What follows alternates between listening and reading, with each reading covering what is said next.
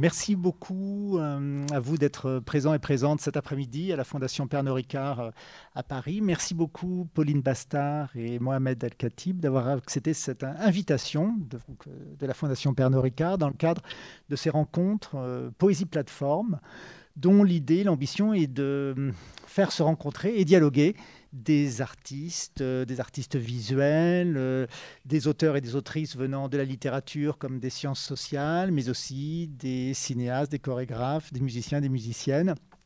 Et bien évidemment en conviant des créateurs et des créatrices parmi les plus stimulantes, intéressants du moment, dont les travaux aussi entretiennent d'une manière ou d'une autre des liens, malgré bien évidemment des inscriptions dans des mondes de la création, dans des mondes culturels parfois éloignés ou quelquefois dans une certaine proximité.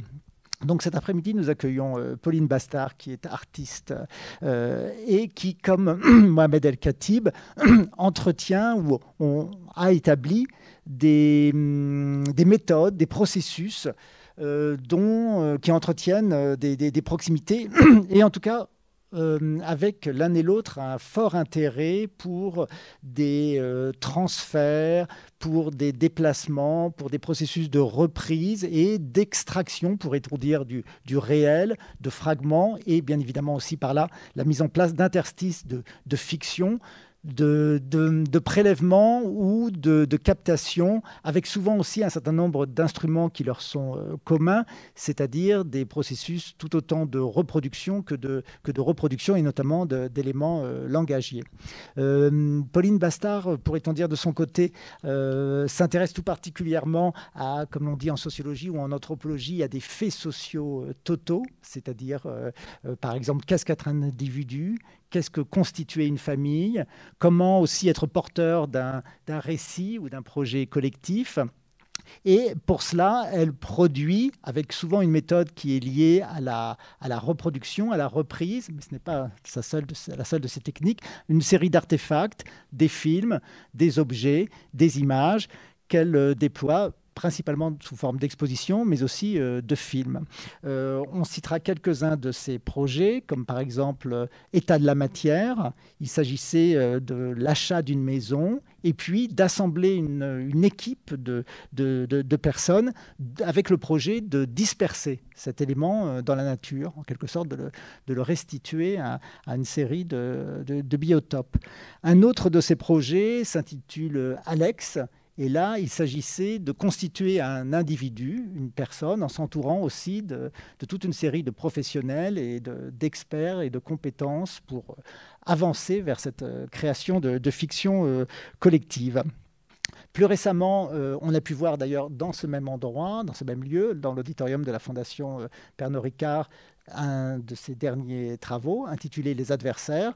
C'était au printemps dernier, au moment de la campagne présidentielle, un film qui reprenait, pourrait-on dire, en temps réel ou presque, une série d'éléments issus de la campagne électorale qui étaient dans l'immédiateté rejoués et réinterprétés par un groupe de citoyens et de citoyennes.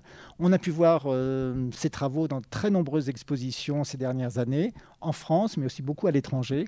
Elle a exposé notamment, par exemple, au Magval, au Kunstwerk Karlshütte en Allemagne, au Danemark à Aarhus, à la Kunsthalle, et puis aussi à Barcelone, à Londres. Une exposition individuelle lui a été consacrée à la Villa Merkel à Esslingen tout récemment. Elle a été lauréate du prix Audi Talent Awards et puis elle est représentée par plusieurs galeries, la galerie Barbara Seiler à Zurich et la galerie Prats à Barcelone.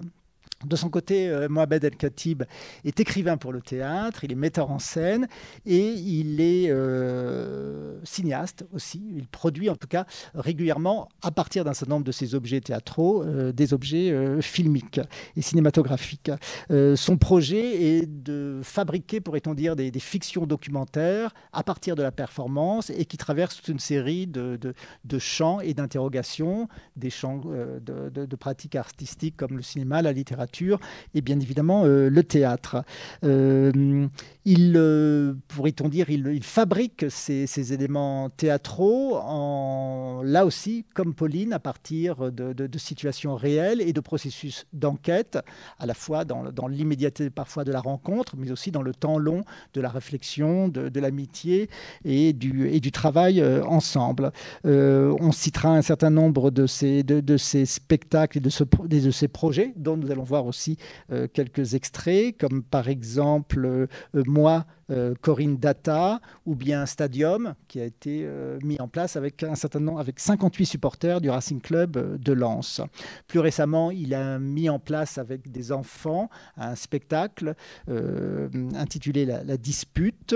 Et puis la question de la mort, la question du deuil est aussi centrale, et c'est même peut-être aussi le point de départ ou un des points de départ de son travail, à l'abri de rien, et puis ce travail, cette pièce, Finir en beauté, qui est un objet particulièrement matriciel. Finir en beauté, pièce en un acte de décès, qui évoque et qui traverse la fin de la vie de sa propre mère.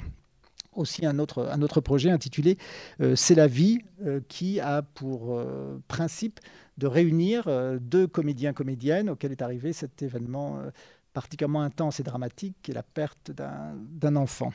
Et selon une expression, il me semble, qui lui est chère, il travaille tout autant avec des non-professionnels très inconnus qu'avec des professionnels très reconnus, puisque par ailleurs, il a mis en place des conversations ou des objets scéniques, que ce soit avec le cinéaste Alain Cavalier.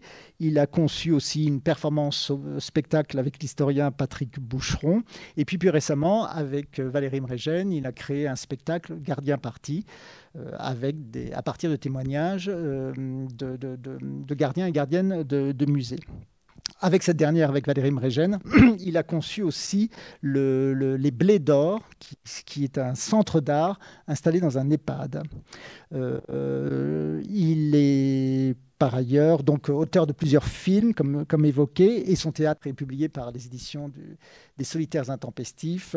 Il a reçu de prestigieux prix littéraires pour plusieurs de ses pièces, ainsi le Grand Prix de littérature dramatique pour Finir en beauté, et puis plus récemment le prix du jeune théâtre de l'Académie française pour C'est la vie.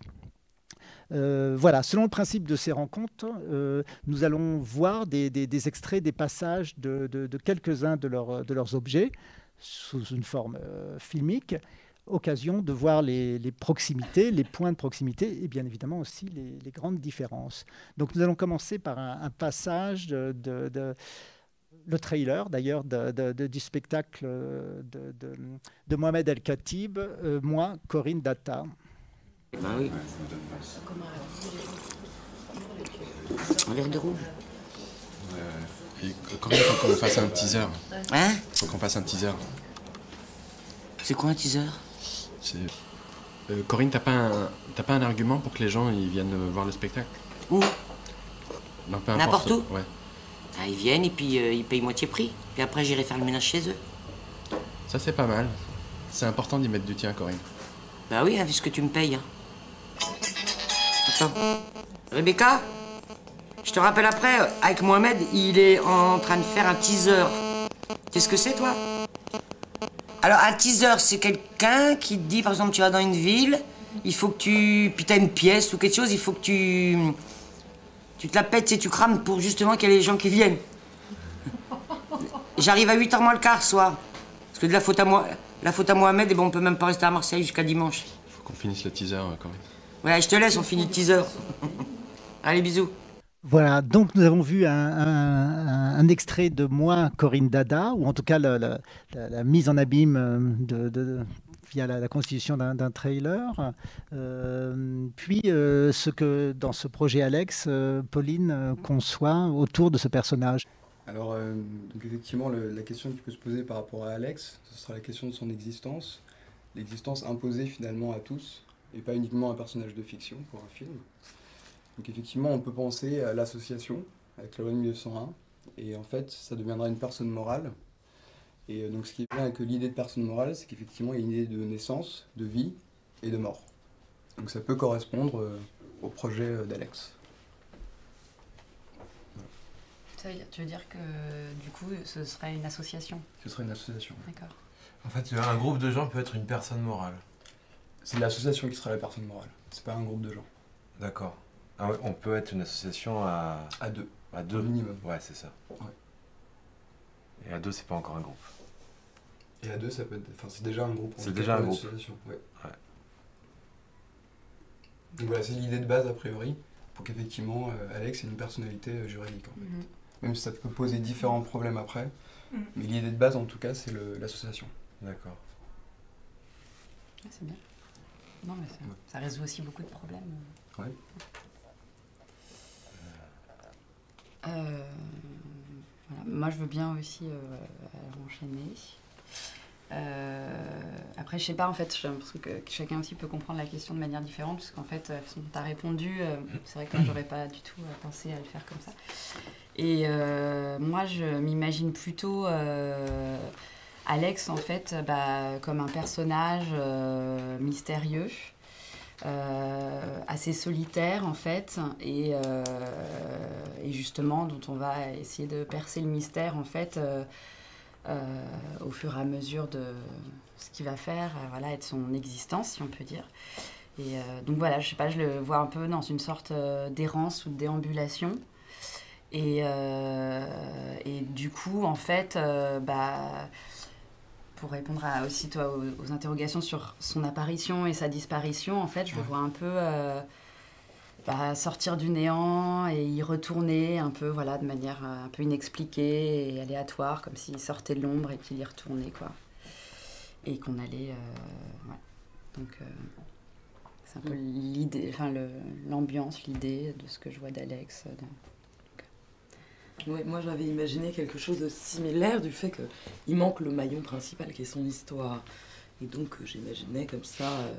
Justement, il y a une espèce d'impossibilité à imaginer. Il va être confronté à du réel et qui va résonner ou pas, quoi. Et ça va donner une espèce d'ensemble comme ça qui paraît aléatoire à première vue, et avec du recul, on va pouvoir dégager une espèce de structure, quoi, en fait. Mais il faut qu'il y ait cette dimension un peu perdue, un peu errante, de fait, quoi, pour qu'il y ait une certaine cohérence. C'est-à-dire qu'il va passer son temps à trouver quelque chose qu'il ignore. Oui, c'est ça qui va le construire petit à petit, quoi. Pas comme tout le monde, en fait, mais ce sera plus saillant chez lui. Ouais.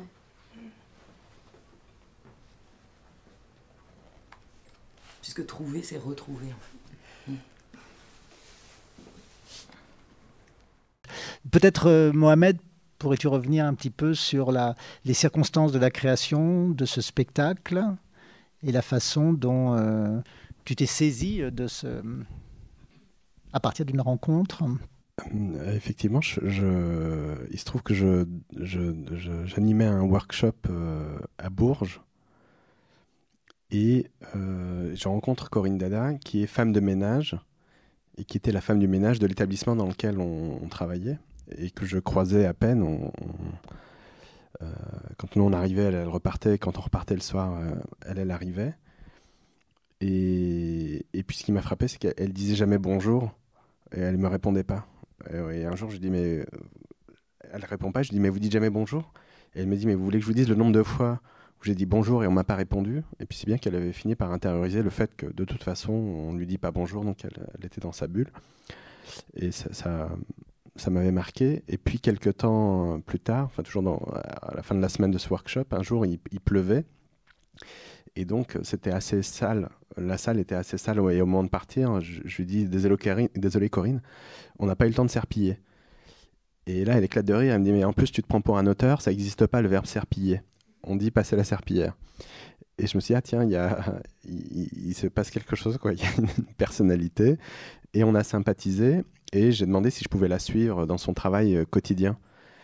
Et je l'ai suivie pendant une quinzaine de jours avec une caméra. Et au début, ce qui m'intéressait, c'était son corps au travail, le corps ouvrier au travail. Elle disait souvent, moi, mon diplôme, c'est mon corps. Et j'avais le sentiment qu'on pouvait dire la même chose des danseurs. Mon diplôme, c'est mon corps. Et puis, finalement, ce qui varie par rapport à un danseur ou une danseuse, c'est l'amplitude des gestes, la répétition, etc. Mais il y a quelque chose d'assez similaire, sauf que symboliquement, il y a une différence importante en termes de valorisation de ce travail. Et puis je me suis rendu compte naturellement que plus un travail est utile et nécessaire, et moins il est valorisé et rémunéré correctement.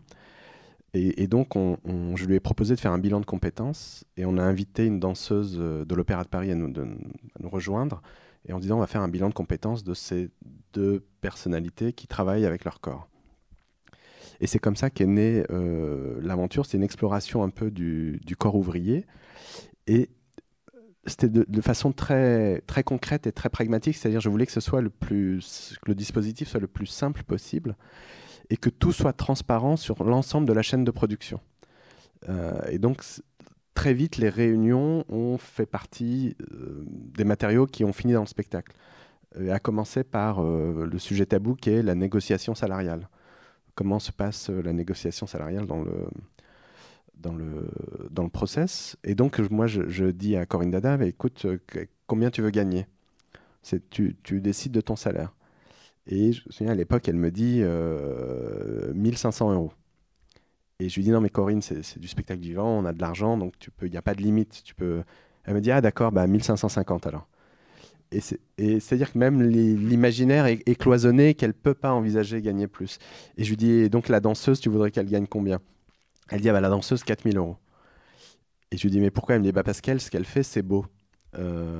Et moi, non, on ne me voit pas. Pourtant, je travaille plus. Elle me dit, j'ai le corps usé, je suis fatigué, je me lève à 5 h du matin. Si je ne passe pas dans la salle, vous ne pouvez pas travailler, etc. Enfin, elle me liste toutes les raisons objectives qui mériteraient qu'elle ait un salaire de 4000 €. Mais elle intériorisait le fait que non, son travail n'en vaut que 1500. Et donc, tout le spectacle a consisté simplement à partager ce processus-là. Et quand arrive le budget de création sur la table, elle me dit, mais ça, en fait, avec ce budget, je peux me payer un pavillon. En fait, le pavillon que je ne pourrais jamais me payer. Et donc, cette création est le prix d'un pavillon à Bourges. Et donc, nous, on est payés à boire des cafés autour d'une table, alors qu'avec cet argent, je pourrais... Et donc, toutes ces questions, on se les est posées. Et puis, c'est posé une question aussi de théâtre, c'est-à-dire que ce pourquoi j'ai invité Corinne, c'est qu'elle est dans la vie et sur scène, comme vous la voyez dans la vidéo, c'est-à-dire que rien n'est jamais monté. Si son téléphone sonne, elle répond, qu'elle soit sur scène ou pas, qu'elle a une présence extrêmement...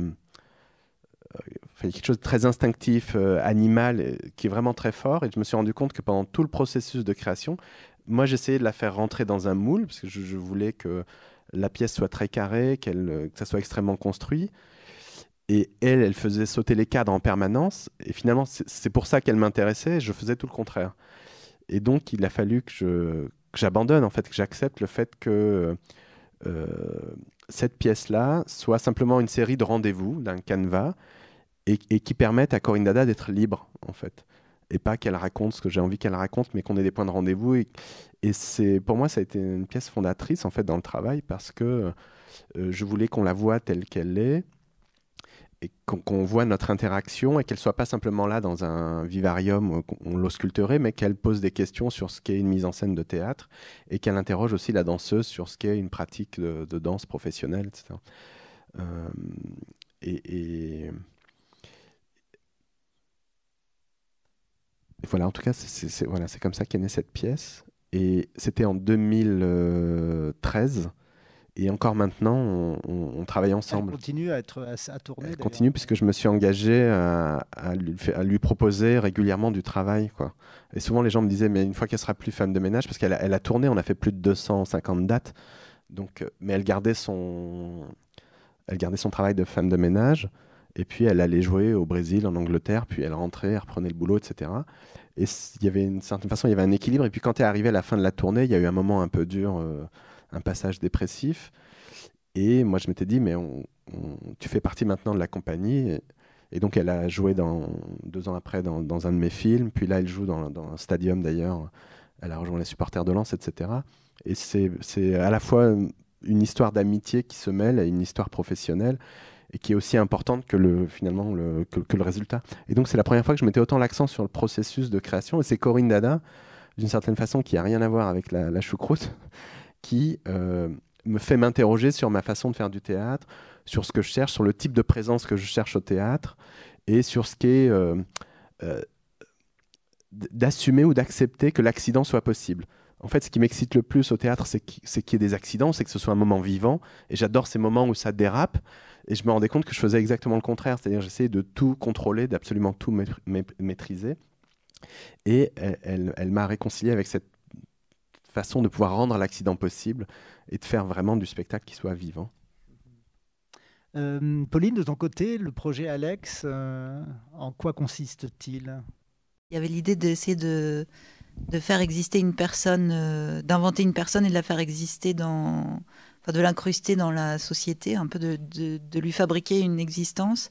Et en cherchant, donc j'ai essayé de trouver quelqu'un qui pourrait être Alex, qui était d'accord de faire exister cette personne, donc d'être une autre personne pendant, je m'étais dit peut-être que ça durerait 1 an, quelque chose comme ça. Et j'ai rencontré plein de gens qui pouvaient pas être Alex, enfin qui n'étaient pas tout à fait Alex, et du coup qui pouvaient être associés à ce projet. Donc petit à petit, autour de ce personnage que je cherchais, il s'est créé une sorte d'équipe. Il y avait une scénariste, une styliste, un avocat, une anthropologue et une psychologue. Et du coup, à un moment, j'ai fini par trouver François Sabourin, qui a interprété Alex, et qui était comme ça entouré de ce groupe de 5 personnes autour de lui, qui étaient un peu comme des proches, plus ou moins. Enfin, il y en a qui se sont éloignés d'ailleurs, mais qui créent une sorte de première structure, un petit peu comme une famille autour de lui. Lui est comédien, par ailleurs. Lui, il est comédien, il était... ou performeur. Je cherchais quelqu'un qui soit pas trop pro non plus. Oui, il est justement, il a plein d'idées, il fait plein de projets assez divers. En fait, je l'ai pris lui aussi parce que justement, il me posait des questions sur mais combien c'est payé, à quelle heure ça se termine. Enfin, justement, les choses très simples du travail, il les évoquait et ça me semblait intéressant qu'on parte pas non plus dans oui, c'est sûr. Que le côté artificiel de cette personne soit directement assumé. Et donc, quand on rencontrait des gens, on expliquait ce qu'on faisait. Après, ils comprenaient plus ou moins la chose. Et du coup, chacun, je crois, lisait ce projet à sa façon. Et essayait d'amener quelque chose à Alex. Donc, assez vite, on a vu qu'Alex avait des problèmes parce qu'il n'avait pas de passé. Que dès qu'on rencontre quelqu'un... on pose des questions sur la personne et donc il manquait un peu de consistance. Donc on a essayé d'aller assez vite à rencontrer des gens, à vivre des expériences et on a fait plein de choses pour lui créer une existence. On est devenu, on a fait un peu tout ce qu'ils disent. L'avocat dit tout de suite qu'il faut être une association, donc ça on a fait tout de suite une association. Donc il a pu avoir un compte en banque, il a fait des petits boulots. On a trouvé un appart aussi. C'était difficile parce que la personne, je disais que je suivais juste ce personnage. Et donc, c'était un peu... Pour une colocation, c'était un peu bizarre. Ce gars qui disait pas grand-chose sur lui. Et qui savait pas trop comment il allait payer, par quel moyen de paiement, s'il avait un chéquier ou pas. Enfin, il y avait toutes les questions administratives qui étaient là, puis toutes les questions aussi de comment on devient qui on est. Qui se posait, enfin je sais pas, j'avais l'impression de faire une sorte de une sorte de séminaire autour de la personne, ce qui constitue une personne, mais avec comme ça des gens qui venaient de plein de champs de travail différents et qui du coup projetaient sur Alex selon leur milieu, leur culture, leur background, tout ça. Et c'était assez drôle de voir comment il y avait vraiment plein d'aspects. À l'arrivée, il y a 9 heures de films qui sont dispatchés en 7-8 films, 7-8 morceaux qui étaient présentés en installation. Et je crois que ce qui m'intéressait, c'était aussi de faire une sorte de projet dont on ne pouvait pas voir l'entièreté, en fait. Et que les gens qui voyaient cette exposition la voyaient toujours différemment, quoi. Et moi je me souviens, c'était au Collège des Bernardins, c'est ça, à Paris. Il y a eu sans doute plusieurs étapes de cette exposition, bien sûr. Et il y avait une atmosphère qui, moi, me faisait penser d'ailleurs beaucoup au spectacle vivant. Il y avait une présence de l'auditoire ou du public qui était très spécifique, qui restait, qui tournait, qui bavardait un peu aussi entre. Il y avait la médiation, en fait. C'était très important dans la préparation de cette exposition, la médiation, parce qu'il y avait cette idée que ça allait être très compliqué à comprendre, alors que finalement, c'est une question qui touche tout le monde, cette question de comment on devient qui on est. Et pendant le processus, enfin pendant le tournage, je peux dire, on s'était tous un peu ouverts sur cette question, et ça se reproduisait, j'ai l'impression, pour les visiteurs. Et du coup, les médiatrices, elles étaient un petit peu habillées en Alex. Elles avaient un blouson en cuir comme Alex et un jean bleu. Enfin, c'était assez simple aussi comme uniforme. Et elles ne devaient pas expliquer le projet, mais plutôt essayer de poser des questions aux gens sur la façon dont eux, ils avaient perçu cette question. Et du coup, c'était assez drôle parce qu'elles s'étaient mises à tenir un journal sur les visites des gens et les discussions qu'elles avaient. C'est vrai que tous les visiteurs se posaient des questions sur eux-mêmes. C'était marrant comme visite. Et il y avait des gens qui m'écrivaient ça fait 3 heures que je suis dans ton exposition, parce que c'était très long, quoi. Ouais. Moi, Corinne Dada se prolonge aussi par cet objet qui s'appelle corps de ballet, un peu, il me semble, qui est un... C'est un leurre, parce que, en fait, en créant cette pièce, moi, Corinne Dada, on a beaucoup tourné, mais à chaque fois qu'on arrivait dans un théâtre ou qu'un théâtre voulait nous programmer, il nous disait, mais est-ce que vous pourriez faire une rencontre avec les femmes de ménage du théâtre et de la ville? Et en se disant, vu qu'il y a une femme de ménage sur scène, sans doute ça va faire venir des femmes de ménage dans la salle, qui manque cruellement dans les salles. Alors il se trouve qu'il y a quelque chose qui opérait et qu'il y avait une forme de mixité, en tout cas que des gens s'autorisaient à venir au théâtre parce que Corinne Dada. Mais on s'est retrouvés comme ça contraints de faire toute une série de rencontres de femmes de ménage, essentiellement de femmes, à travers la France. Et on s'est dit, il faudrait qu'on fasse quelque chose de tout. C'est une armée de cette légion de personnes qui font le ménage. Et on a initié avec la photographe Marion Poussier une série de portraits de femmes de ménage, mais plutôt de corps dansants. On leur demandait d'abandonner leurs outils et de danser pour nous. Et c'est ces moments qui ont été captés d'un coup de ces corps hors contexte, ces corps qu'on n'a pas l'habitude de voir au théâtre, qu'on voit assez peu, des voix qu'on n'entend pas. Et c'était une façon de, à la fois basiquement un hommage, mais aussi de traquer un peu les endroits de beauté chorégraphique qui peut surgir de ces corps qu'on ne sait pas regarder, qu'on ne sait plus regarder. Donc après avoir vu cet aspect individuel, nous allons regarder deux fragments vidéo où il y aura une dimension plus collective. On va commencer par un fragment d'un spectacle récent de Mohamed El Khatib intitulé La dispute.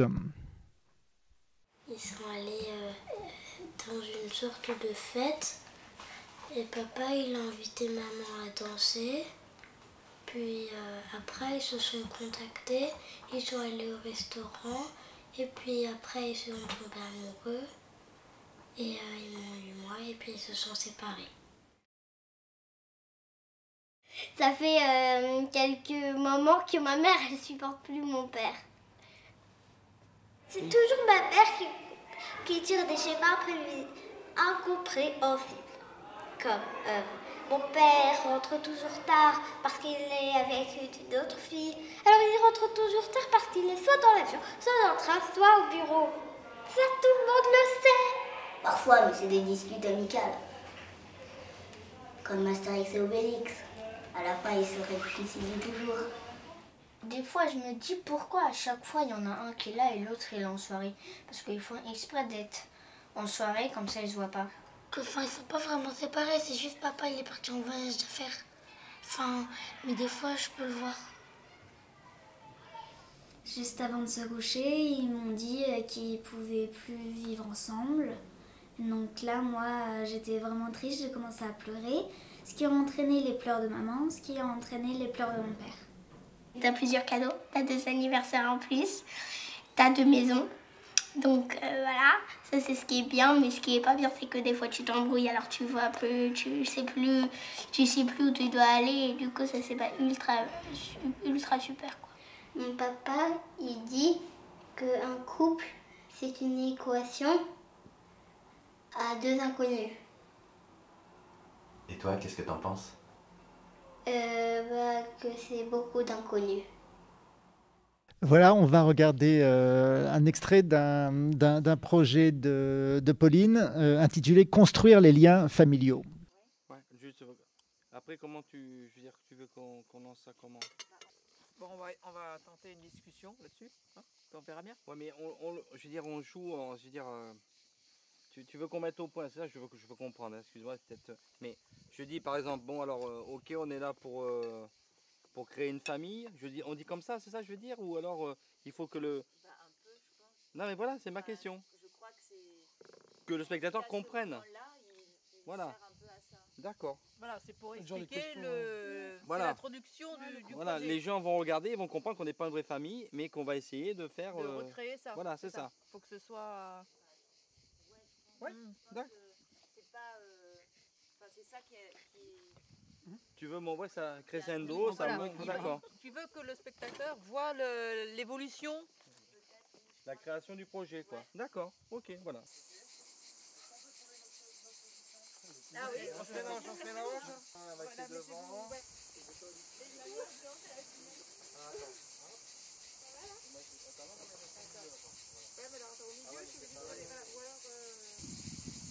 Toujours comme ça, les fameux familles. Je sais pas, ça fait bizarre. Et après, attends.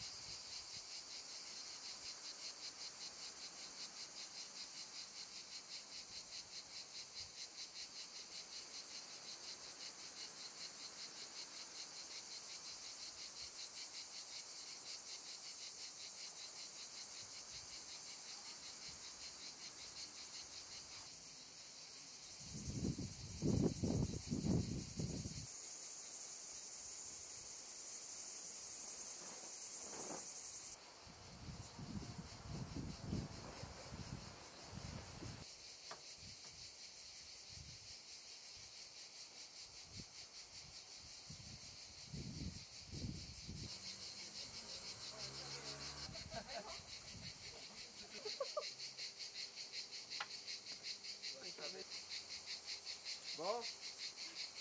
Vas-y, refais ton mouvement de tête. Voilà. Ça, c'est des points sourires, je pense que c'est un petit peu à travers.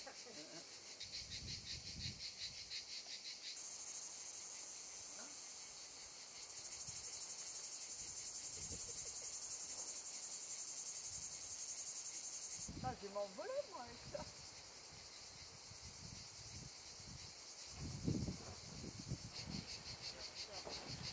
Vous mettez de la pression. C'est bon? Vite, oui, Sticky. Oui, Sticky. À 3, 3, 2, 1. Oui, Sticky.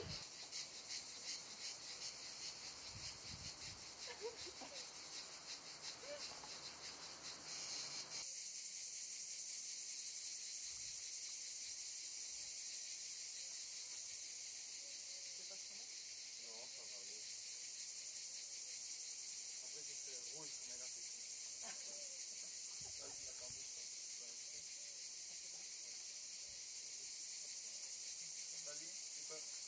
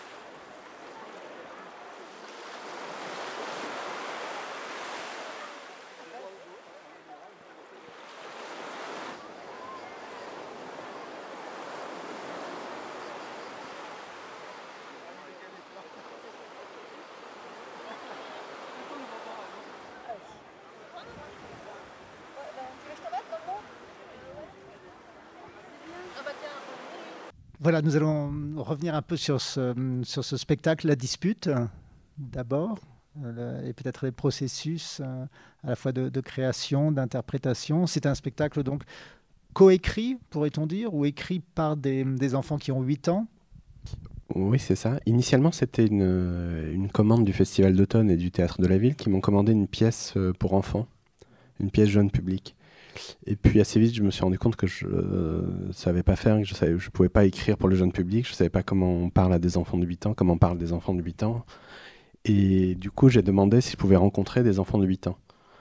8 ans, c'était un peu arbitraire, c'était se dire, bon, on est encore dans l'enfance, il y a encore une forme de naïveté, de fraîcheur, on peut dire les choses, la parole est encore à peu près libre. Et en même temps, suffisamment élaboré, on commence à prendre conscience de son environnement, du monde qui nous entoure. Et en rencontrant les enfants de 8 ans, je leur posais des questions. Je n'avais pas de sujet en tête. Je leur demandais, mais qu'est-ce qui vous préoccupe aujourd'hui ? Et souvent, dans les discussions comme ça, un peu libres, revenait la question de l'alternance. L'alternance parce qu'il y avait un certain nombre d'enfants dont les parents sont séparés. À un moment donné, je suis dans une classe et je dis, mais levez la main ceux qui ont des parents séparés, et plus de la moitié des enfants lèvent la main. Et ce qui n'était pas le cas, moi quand j'étais en CE2, il y avait un enfant de divorcé dans la classe. Et là, c'est extrêmement majoritaire et c'était une préoccupation pour eux. Et du coup, j'ai rencontré une centaine d'enfants comme ça et je leur demandais de me raconter comment ils avaient vécu la séparation, de leur point de vue, comment on leur a annoncé, comment ils l'ont vécu, comment ils ont vécu l'alternance, est-ce qu'ils préfèrent leur père ou leur mère. Et l'avantage, c'est qu'à 8 ans, les enfants répondent pourquoi ils préfèrent leur père ou la mère et pour quelles raisons. Et d'un coup, j'avais une parole libre là et je me dis, tiens, c'est quand même, finalement, dans le champ du spectacle vivant, on a rarement affaire à des enfants et on a rarement des témoignages comme ça, des paroles brutes d'enfants. Surtout quand il s'agit de séparation, la plupart du temps, on a les paroles d'experts, des psychologues, des psychanalystes, des sociologues, etc. Encore que la sociologie a très peu abordé la question enfantine, en tout cas, ou jamais du point de vue des enfants. Et donc, c'était comme ça une immersion avec eux. Et finalement, c'est eux qui ont écrit cette pièce. Moi, j'ai fait un assemblage, j'ai composé l'ensemble. Et je voulais rencontrer des enfants le plus différents possible, de différents milieux sociaux, de centre-ville, de la campagne, et différentes trajectoires de couples parentaux. Et c'est comme ça qu'est née La Dispute. C'est devenu une dispute. Et c'est eux qui ont choisi le titre de la pièce, d'ailleurs, parce que le motif qui revenait souvent, enfin, le symptôme avant la séparation des parents, c'est la dispute. L'intensité, la fréquence des disputes, qui est quand même l'indicateur où la plupart du temps, les enfants disent « mais je savais qu'ils allaient se séparer » parce qu'ils se disputaient trop, etc. Et donc c'est comme ça que s'est construit cette pièce. Le titre renvoie à la dispute aussi de Marivaux, quand même, oui. Oui, et moi j'étais content, moi qui supporte pas le théâtre classique, d'un coup je pouvais monter la dispute dont les enfants disaient, mais il y en a qui avaient entendu parler de Marivaux, ils pensaient que c'était en 2 mots Marivaux, que c'était une femme qui avait écrit la dispute. Et d'un coup, je trouve qu'ils ils m'ont offert une dispute contemporaine. Et je trouvais ça intéressant de revisiter en tout cas cette dispute avec eux. À un moment donné, je voulais même que dans la pièce, il y ait un extrait de la dispute de Marivaux. Et puis finalement, ça n'a pas été possible parce que la difficulté avec les enfants, quand il s'agissait de leurs paroles, il y avait quelque chose de très vivant, de très libre. Et dès qu'il s'agissait d'incarner un personnage, alors d'un coup, ça se figeait un peu. C'est toute la catastrophe de la récitation de la poésie à l'école, quoi. D'un coup, le corps se fige et nanana, nanana, nanana. Et c'est difficile de sortir de ça. Donc pareil, on est plutôt resté sur des canevas, des points de rendez-vous, et puis chacun racontait un peu l'histoire de son père et de sa mère. Et puis peut-être il y a eu l'introduction de la fiction à un moment donné. J'allais dire un peu par défaut. En fait, tout est vrai dans la pièce, mais c'est la première fois que je disais que tout est faux.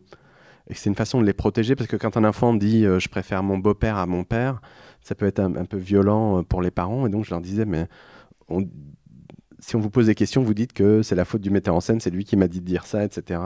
Comme si j'avais inventé cette pièce. Or, ce sont des paroles de première main qui sont à la fois très cruelles et très lucides et puis très drôles, quoi. Et puis il y a la question de l'interprétation. Enfin, je t'ai coupé la parole. C'était un peu la même question. C'est-à-dire que les enfants racontent leur histoire ou celle d'un autre enfant.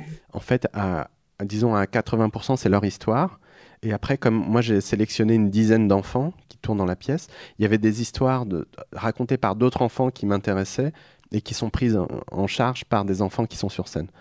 Et donc ces histoires vraies, mais qui sont arrivées à d'autres enfants, leur permettaient de dire aussi, c'est pas que mon histoire, c'est pas moi. Et ils étaient libres de dire oui, c'est moi ou non, c'est pas moi, selon l'interlocuteur qu'ils avaient.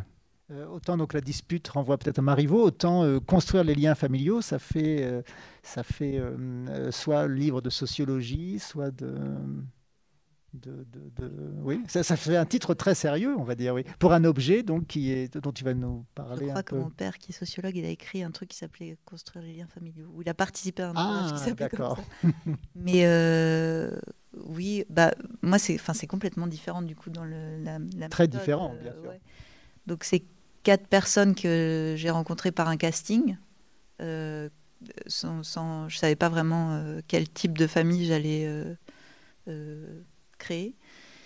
Et donc ça fait depuis 2017, donc là, la Seine-sur-Mer, c'était nos premières vacances, qu'on part en vacances tous les ans, une semaine par an ensemble, et qu'on observe un peu les relations qui se nouent ou qui se dénouent aussi, parce que petit à petit, la mère Béatrice, qui était là cette première année pendant 3 ans, ne venait plus trop.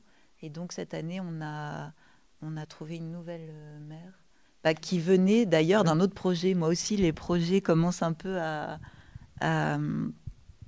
faire revenir des gens, et je me retrouve... donc c'était dans un autre projet que vous verrez après, ce que j'avais fait sur la campagne. En fait, la dame qui faisait Nathalie Arthaud, maintenant c'est la mère de la fausse famille.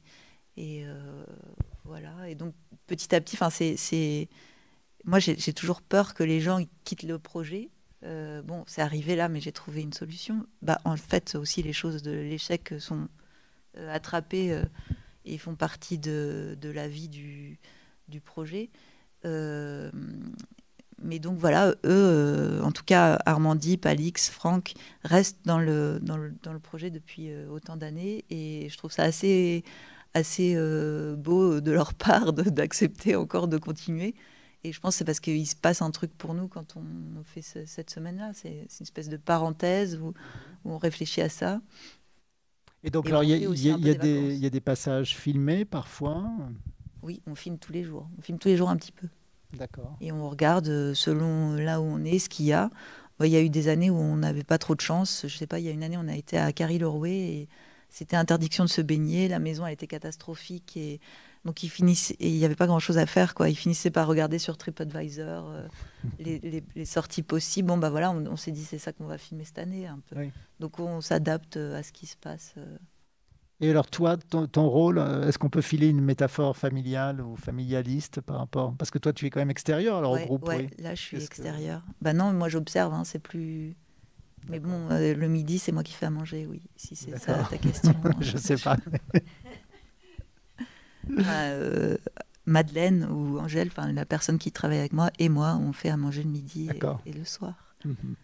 Mais sinon, je pense qu'il y a quand même tout un tas d'activités dans lesquelles j'observe la façon dont peut-être, par exemple, la photographie, ça m'intéresse parce que je vois comment ils se placent les uns les autres et ça donne un peu des indications sur ce qu'ils pensent de la position des uns et des autres dans une famille ou d'eux-mêmes.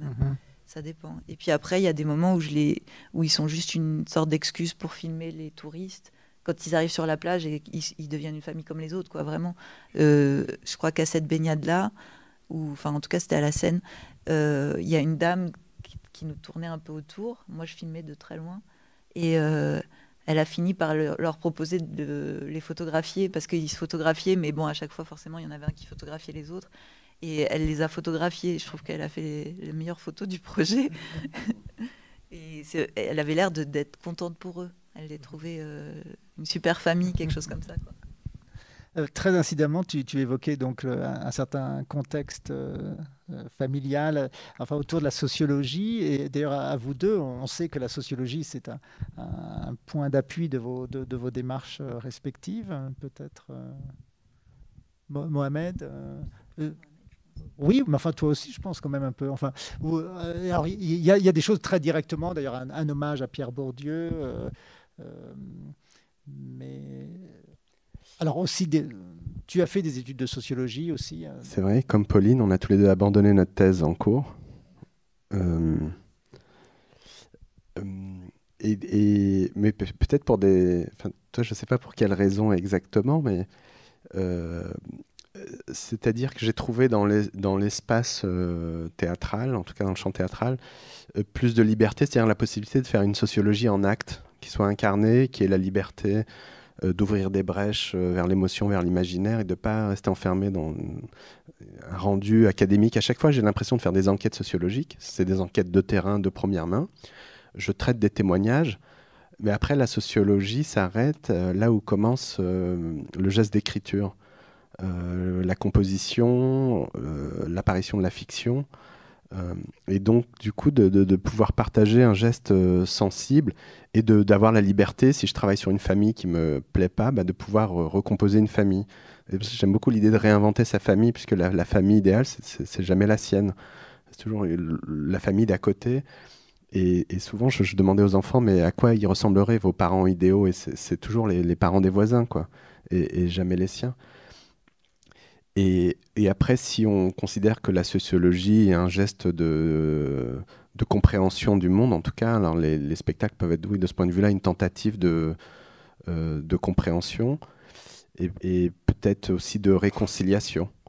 En tout cas, chez moi, j'ai envie que les spectacles opèrent comme une surface de réparation, c'est-à-dire face à la violence du monde qui nous environne, de trouver des espaces comme ça de réconfort, où d'un coup, à la fois, on fait émerger des espaces de tension, de classe, de genre, etc., mais qu'on essaye de proposer une alternative de réconciliation, quoi. Et puis je me rends compte que dans les sujets, que ce soit la question du deuil, de la mort ou de la séparation, sont quand même des sujets qui réunissent, c'est-à-dire que où que vous soyez dans l'échelle sociale, quoi, vous êtes frappé de la même façon. Si vous perdez un enfant, vous avez beau être riche, vous ne le vivrez pas mieux, etc. Et donc d'être comme ça sur des sujets qui créent du commun. Et ça, de ce point de vue-là, il y a quelque chose de... une volonté peut-être un peu bourdieusienne, souterraine, quoi. Et de ton côté, Pauline J'aime bien ce que tu as dit, la sociologie en acte. Moi, je crois que s'il y a une espèce d'envie de comprendre le monde, je ne sais pas, mais les choses en tout cas sociales... je ne pense pas que ce soit une sorte d'enquête, mon travail, mais c'est peut-être l'idée de refaire des choses qui sont peut-être un peu admises, évidentes, ou je ne sais pas, qu'on se voit pas faire, Et le fait de les reproduire, ça nous amène à les repenser en groupe. Et c'est peut-être ça, c'est les observer, trouver un endroit. D'ailleurs, en général, je suis pas très claire sur est-ce que je fais un film, est-ce que je fais une espèce de performance. Enfin, je le dis, je sais pas trop. Donc, et je suis pas très claire non plus sur qui va faire quoi. Et donc, ce qui m'intéresse, c'est aussi d'essayer de se poser la question ensemble. Et le fait de reproduire quelque chose un peu comme dans une sorte de vie parallèle, quoi. Cette famille parallèle à leur famille, à ma famille. Et là, c'est un espace qui est un peu allégé, peut-être, qui n'a pas la lourdeur ou on est un peu moins responsable, là, dans cet espace bizarre où on reproduit ça. Et du coup, je pense qu'on est... Enfin, je sais pas, ça nous amène à y réfléchir, mais tranquillement, quoi. Oui, et puis il y a aussi ce désir d'insertion aussi dans la réalité de ces modules ou de ces expérimentations. Ouais. D'insertion, mais on n'y est pas non plus. C'est-à-dire que, par exemple, pour Alex, on sait que il a pas... ça va durer 1 an. Ces actions vont pas le... Enfin, pour nous, ça sera... Pour le groupe qu'on était, ça va être une expérience qui nous restera. Mais Alex, c'est 1 an, quoi. Pas plus. Enfin, peut-être qu'on fera... Une suite. Je sais pas, mais en tout cas, à ce moment-là, quoi. On va peut-être regarder d'autres fragments qui, là, abordent des récits plus collectifs. Peut-être en regardant un fragment d'un travail de Pauline intitulé Athéna Nike. Peut-être un mot d'abord pour situer. C'est un projet que j'ai fait à Athènes, dans un stade qui a été abandonné juste après, qui a été construit pour les JO de 2004 et qui a été abandonné directement après. Et donc qui était en l'état, c'était un stade de volley-ball devant lequel a poussé une forêt de palmiers, qui devait être des palmiers un peu décoratifs au début, et qui a été à moitié démonté, donc il est ouvert face à la mer. Et j'ai monté une petite troupe à Athènes pour reproduire, pour recréer dans ce stade la cérémonie des Jeux Olympiques, la cérémonie d'ouverture des JO. Et en fait, on a eu plein de problèmes. Il y a eu un ouragan, il y a eu des inondations. Et là, on arrive vers la fin du film.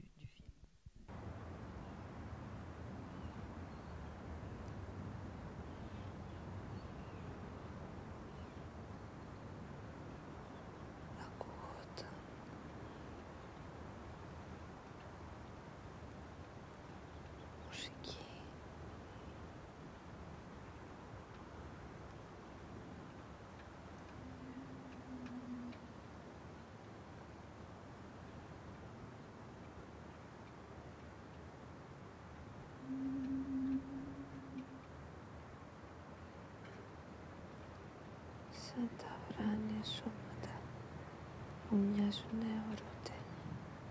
Έτσι και τα νησιά που έμοιαζαν έρωτε. Άλλωστε η θάλασσα γεννήθηκε όταν έσφιξαν η γέα και ο ουρανός. Ο έρωτας δεν γεννά όπως το χάος και η γέα.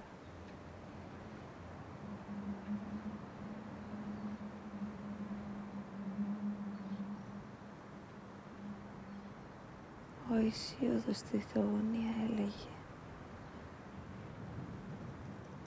το χάος, η γη και ο έρος.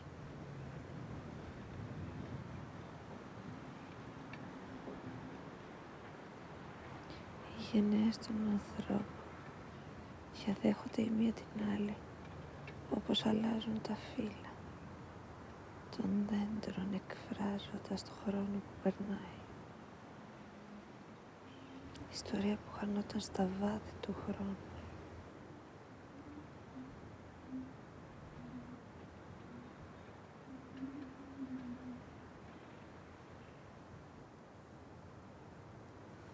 Η Ελλάδα χόρευε.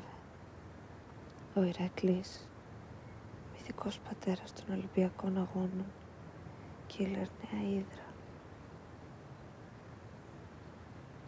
Η Αθηνά, θέα της Σοφίας.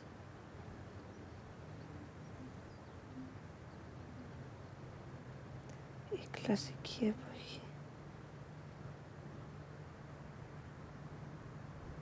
σκέψη, οι έννοιες, οι τέχνες αποτελούσαν διαχρονικές αξίες, πηγές αναφοράς και έμπνευσης για το μέλλον ολόκληρης της ανθρωπότητας.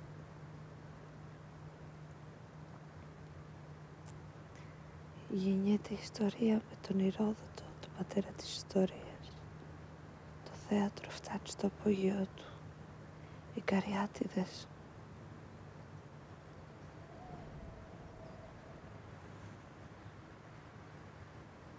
Η ελευθερία ή θάνατος. Το σύνθημα των αγωνιστών του 21. Οι ήρωες του 21. Καραϊσκάκης, Κολοκοτρώνης, Μακρυγιάννης.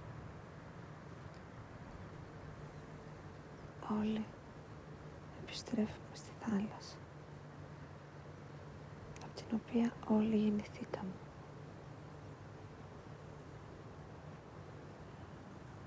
Η μουσική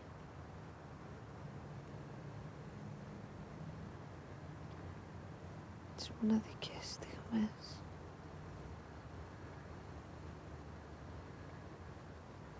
μας άγγιζαν όλους πολύ βαθιά. Φίλοι των Ολυμπιακών Αγώνων, η μεγάλη στιγμή τώρα φτάνει.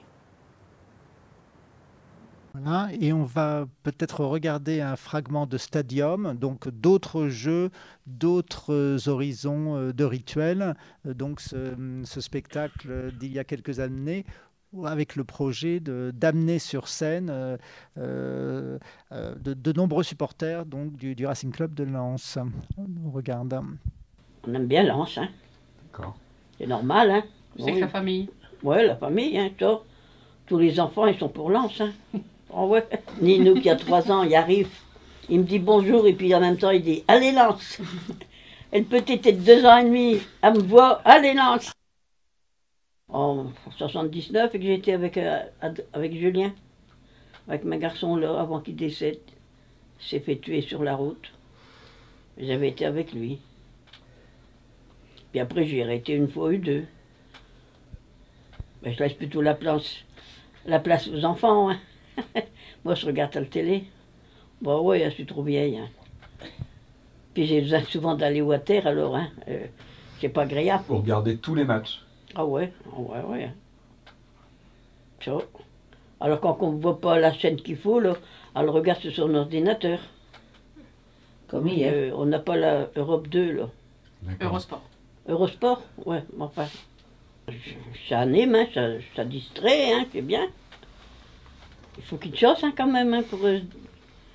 Autrement, je pourrais tout le temps pleurer, autrement, hein. Parce que j'ai eu beaucoup de malheur, hein. Ah ouais. Heureusement, hein, que ça. Et la plus grande supportrice, c'est Corel, hein. Quand il y a un foot, quand on regarde tout le foot, puis qu'il y a un but. Ah, Seigneur. D'accord. Hier, ils en ont raté plusieurs, mais à chaque fois, elle criait, elle croyait qu'il y avait le ballon qui était dedans. Oh, c'est qu'allure, là. Je crie tellement. Bah, t'écris tout le temps. Caroline, ma fille, dommage, elle est décédée d'un cancer à 40 ans. Mais elle avait réuni toute la famille chez elle avec un grand écran. Puis on a regardé le foot. Mais je ne sais plus qu'est-ce qu'ils ont fait la journée-là. Ils étaient champions. Ils ont gagné, hein, sûrement. Ils avaient fait match nul. Match nul, mais après... Mais on était champions, quoi. Ah ouais, tout le monde était tous au stade. Elle avait une grande maison, alors elle avait un écran, grand écran. On a tous cotisé, et puis... Ah ouais. Ah ouais. Ça, c'est des trucs qui nous restent. Cette soirée-là, ouais. J'y passais plus. Ah bah, mais j'y passe, bon. Ah ben ouais, mais... C'est la seule chose qui m'est restée. Ça fait 10 ans qu'elle n'est plus là. 11 ans. Donc, c'était en recul d'11 ans, 2000, en l'an 2000, peut-être. Elle me sœur, oh là là, lorsqu'il perd, hier, je ne l'ai pas... Si, elle m'a téléphoné. Elle dit, tu téléphoneras, tu me rappelleras si Lens y gagne. Mais comme Lens c'est qui a perdu, j'ai pas osé parce qu'elle pleure. Elle est 16 ans plus jeune que moi, c'est moi qui l'ai presque élevée avec maman, mais maman elle était souvent malade, alors elle me préfère moi, mais elle me téléphone souvent, mais si elle a eu un cancer. Alors Avant, elle venait avec un pantalon un côté jaune, l'autre côté rouge. Oh, il y a 40... Bah ouais, on était encore à Place Carnot. Ça fait 40 ans qu'on suis ici. 40 ans alors. Ah ouais, ben ça fait 41 ans. Donc mythe antique, mythologie contemporaine, qu'est-ce qui relierait ces pratiques, ces idées ou, enfin, je crois que du côté de Mohamed, le football, c'est aussi une histoire à la fois personnelle et familiale. Et c'est, Oui, c'est une cérémonie populaire. C'est-à-dire que ce soit le principe des Jeux Olympiques. Ce qui m'intéresse, c'est le mépris social qu'on peut avoir pour le pain et les jeux, quoi, d'une façon générale. Et donc, l'idée, c'était de creuser un peu plus en avant en se disant, bon, au-delà de ce que peut véhiculer le sport, c'est-à-dire des pratiques grégaires, nationalistes, racistes, homophobes, etc., ce qui est une réalité, les stades peuvent être aussi des endroits de créativité, de création de liens sociaux. Des liens assez inédits avec une façon de faire corps, de faire collectif. Et la plupart du temps, dans les stades, on retrouve les classes populaires, donc le bas du corps social. Mais en même temps, il y a une vraie mixité dans les stades qu'on ne retrouve pas dans les théâtres, dans les centres d'art, etc. Donc vous pouvez avoir des gens de différentes couches sociales qui se rencontrent et qui partagent un temps ensemble. Et moi, j'adorerais que dans les théâtres, dans les centres d'art, on ait autant de mixité que dans les stades. Et donc, c'est des moments de célébration qui créent du temps commun et qui créent du commun. Et puis, il y a toute cette dimension de folklore où on joue à détester l'autre. Mais en même temps, il y a une forme d'incertitude qu'on ne trouve pas souvent dans l'art, je trouve, qu'on retrouve dans le sport. C'est que jusqu'à la dernière seconde, le scénario peut totalement changer. Vous pouvez passer de la joie aux larmes, ça peut être catastrophique. Et en même temps, on joue à cette espèce de catharsis. Donc, c'est pour ça que j'ai toujours une tendresse pour le sport, les pratiques sportives, et puis pour les espèces de cérémonies, quoi, les cérémonies internationales qui sont parfois d'autres moyens de faire la guerre, mais qui sont aussi des fois des moyens de rencontre. Et toi, Pauline, dans ce projet à Athènes? En fait, quand j'ai regardé j'avais vu les stades tout abandonnés dans tous les endroits où il y a des JO, et je sais pas, déjà, j'aime bien Athènes. Et j'avais été objective, oui. Et je me disais que c'était bizarre. Enfin, déjà, c'était possible de la refaire parce que c'était du body painting, du carton et de la pâte à modeler. Je pouvais peut-être le refaire. Et je sais pas, petit à petit, cette idée un peu impossible m'est venue. Et je me suis dit que c'était. Enfin, je sais pas. Il y avait cette question de qu'est-ce qu'on fait de ces stades. La première fois que j'y suis allée, il fallait passer par-dessus des trucs, il y avait des chiens et c'était très difficile d'accès. Et en fait, après, on était très contents d'y aller. Puis d'un coup, il y a eu des problèmes. Il y a eu un ouragan un jour. Enfin, on n'arrivait plus à y rester. Mais donc, il y a eu ce moment où on était heureux d'être là, de refaire les costumes, de refaire la cérémonie. Et puis, on a connu aussi le déclin. Et en fait, quand j'ai commencé à leur faire dire le texte, le commentaire de la cérémonie, je me suis rendu compte que tout était au passé, qu'ils parlaient de cette Grèce mythique et qu'on était là dans ce stade tout pourri. Et d'un côté, moi, je venais avec cette idée que les stades étaient complètement abandonnés, que c'était un moment très difficile quand ça coïncidait ces JO avec la crise grecque et donc des temps très difficiles aussi pour les gens qui allaient participer au projet. Et en fait, je sais pas, tout simplement quand il y avait les musiques, quand on rejouait les choses, ils étaient trop heureux. On a rechanté les chansons, on a refait les danses et c'était super chouette de reproduire ça. Et bon, après, il y a eu donc les problèmes avec la tempête, les costumes tout pourris. Et donc, finalement, ça m'a aussi intéressé de recréer un peu ce climax et puis cette chute. La chute. Mais en tout cas, il y avait aussi cette idée que peut-être, comme il y a des petits clubs de sport, on pourrait refaire des petites cérémonies. Que ça devienne une sorte de pratique, la cérémonie. Ah oui, une sorte de reprise, oui. À notre échelle. D'accord. Un petit groupe comme ça, dans un petit stade pourri. Cette survie, on va peut-être aussi la voir dans une série de 2 autres extraits, là plutôt centrés d'ailleurs sur le sort des objets. On a vu que les environnements parfois contrairement à ceux d'ailleurs sur la scène où il y a fort peu de choses en général dans tes spectacles. Voilà, donc on va d'abord voir donc un extrait d'un projet en cours de Pauline, intitulé Rien ne se perd. Peut-être tu peux en dire un mot avant. Ah, on m'entendait pas? Peut-être pas. Vous avez rien entendu sur les Grecs. C'est un projet que je fais avec les compagnons d'Emmaüs. Bon, c'est un projet que c'est pareil, je maîtrise pas du tout là ce qui se passe, mais bon, au début, je voulais faire un film sur un compagnon, puis finalement, je me suis retrouvée à faire un film dans le Emmaüs, avec cette idée que j'allais utiliser les éléments du Emmaüs pour faire des décors. Et puis finalement, c'est assez impossible de trouver un espace dans le Emmaüs où créer ce décor. Du coup, je me suis retrouvée à faire une sorte de magasin dans le Emmaüs. Donc, on a trouvé des costumes pour les compagnons et les compagnes d'Emmaüs. Et puis, ils font de la publicité pour les objets. Enfin, c'est comme une sorte de Emmaüs idéal ou de magasin dans le magasin. Il faut regarder.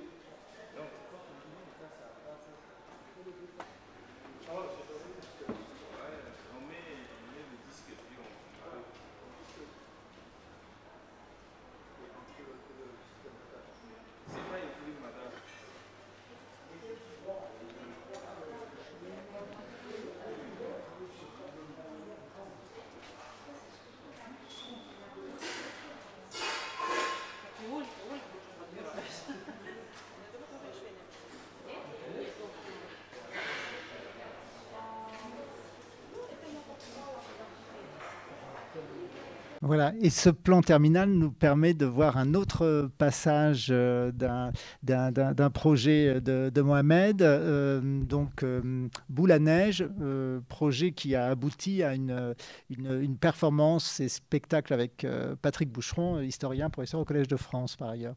Donc on va voir un passage.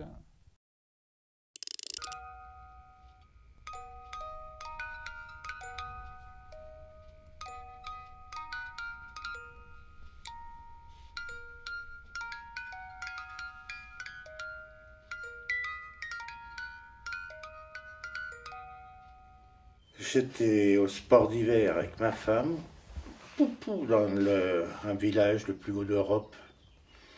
Et dans une boutique, il y avait une boule à neige. Et je m'étais dit, tiens, si j'en avais plein devant les yeux, parce que ça, évidemment, ça m'a rappelé quand j'étais môme, quoi. Ça m'a rappelé quand j'étais môme. Oui, on en avait tous, plus ou moins une ou deux qu'on ramenait de vacances. Et là, je me suis dit, ouais, si on en avait une centaine devant les yeux, ça changerait totalement le regard. Et à partir de là, je me suis mis à collectionner. Puis évidemment, après, ça fait boule de neige, c'est le cas de le dire. Je pense que les collectionneurs de boules de neige, c'est des accumulateurs, parce que c'est un petit objet qui prend pas tant de place que ça. Et au final, je pense que c'est aussi une volonté de s'entourer de plus de choses possibles pour se rassurer. Enfin... Ich selbst, ich habe jetzt 10.148. C'est une peur du vide, sans doute. Je ne sais pas. Et la collection, ce sont vraiment des gens qui savent où ils vont, à mon avis. Ce qui n'est pas mon cas. Mireille, elle dit qu'elle est juste accumulatrice, qu'elle n'est pas collectionneuse. Ouais, elle en a 2400, mais elle n'est pas collectionneuse. Ouais, ok, donc elle est aussi malade que les autres, hein, je te rassure. Je te rassure. Hein. Mais oui, elle est collectionneuse. Ceux qui ne me connaissent pas ne me croient pas quand je dis que j'ai une collection de boules à neige. C'est pas du tout... Je suis plutôt plus rock'n'roll, moi, donc... Voilà, c'est ce côté contraste, personne ne me croit. Je dis, une boule à neige, ouais, tu sais, les trucs Pitesco. Non, mais si, j'en ai plein. Et là, on dit, ça, elle est folle. Peut-être un peu aussi, hein, mais... Et vous rencontrez d'autres collectionneurs de boules à neige? Non, je veux pas. Je veux pas parce que ça suffit avec ma névrose personnelle. J'ai pas envie de rencontrer d'autres névrosés. Hein. Oula. Qu'est-ce qu'on se dirait? T'as eu celle-là et celle-là? Non. Ça surtout pas. Après, ça fait quand même un peu dîner de con, quoi, quand tu te retrouves avec, à parler de boules à neige, voilà, ça peut être sympathique, mais... Ich finde auch, das Sammler sind zwar ein bisschen verrückt, weil sie Geld ausgeben für Dinge, die für den anderen wertlos sind, aber Sammler sind auch Retter und Bewahrer. Es würden viele Sachen verschwunden sein, wenn es nicht so Leute wie uns gäbe. En même temps, on veut le conserver et puis dire qu'est-ce que je vais en faire. Et en même temps, c'est un objet éphémère, absolument éphémère. Et c'est ce qui fait sa beauté. Et il n'a aucune... Enfin, il a rien pour lui, c'est le cas de le dire. Ça passe peut-être par le sentiment, je ne sais pas. C'est pas un souci, mais enfin, quand même une préoccupation, c'est que, bon, moi j'ai pas d'enfant, ce qui explique peut-être que je reste un peu en enfance de mon côté. Puis de toute façon, ça peut pas se léguer à des enfants, ça c'est vraiment un truc d'adulte malgré tout. Et je n'ai pas encore trouvé la personne à qui je pourrais léguer, j'aimerais bien que ce soit pas dispersé. Ah oui, il y a quelques boules à neige dont je me séparerai pas. Je les emmènerai dans mon cercueil en forme de boule de neige. I am married for many years, but no children. I guess some of these pieces are my children, if you might look at it that way. Haben Sie Kinder? Nein. Ist das ein Zufall, weil all die Sammler, die Sie getroffen haben, haben keine Kinder? Komisch. Vielleicht, weil man selber das Kind ist. En voilà une à sauver. C'est une photo de mariage de ma femme et moi. Marrant ça. Tu vois, on sortait de la mairie. C'est la seule photo de mariage que j'ai d'ailleurs, on t'a pas en tête. Oh, il y a peut-être bien plus d'eau, oui. Wow. Eh ben tiens, ça va faire 50 ans l'année prochaine. On est mariés. Mes parents étaient des enseignants qui, à l'époque, sans doute, auraient considéré ça comme peut-être une faute de goût, d'avoir des boules neigeuses. Mais c'est pas... Bon goût, mauvais goût, ça n'existe pas. On a du goût ou on n'a pas de goût. Moi, j'ai des goûts. J'ai du goût, qui est peut-être du mauvais goût, mais j'ai un goût. Je crois que toute collection, on en fait ce qu'on veut ou ce qu'on est. Ça correspond à un individu. Et par exemple, moi j'éprouve un dédain envers les collectionneurs de timbres.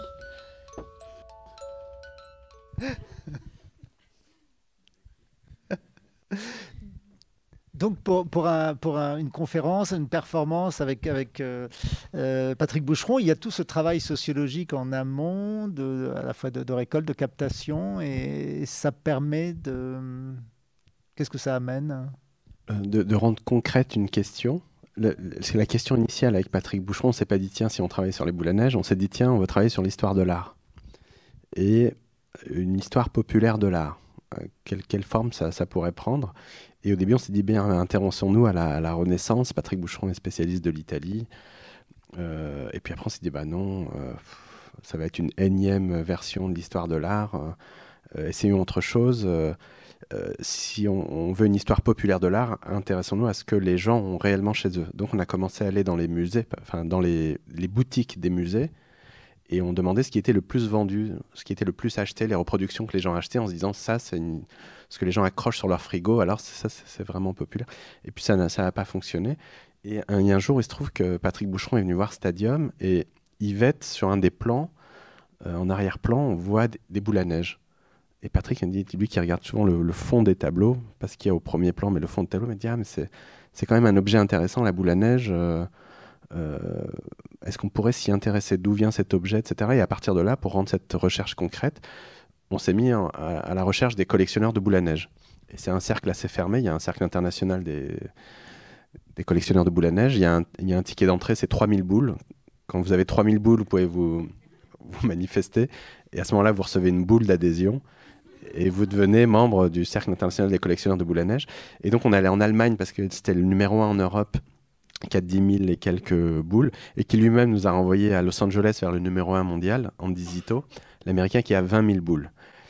Et à partir de là, en tirant le fil de la boule à neige, c'est devenu un sujet sérieux. C'est-à-dire depuis l'apparition de la première boule, à la première exposition universelle de Paris, et puis il y a eu un procès, parce qu'après c'est devenu un enjeu financier. Quand est apparue la boule en 2 dimensions avec le dôme elliptique bleu, j'ai l'impression de parler très sérieusement d'un sujet totalement ridicule.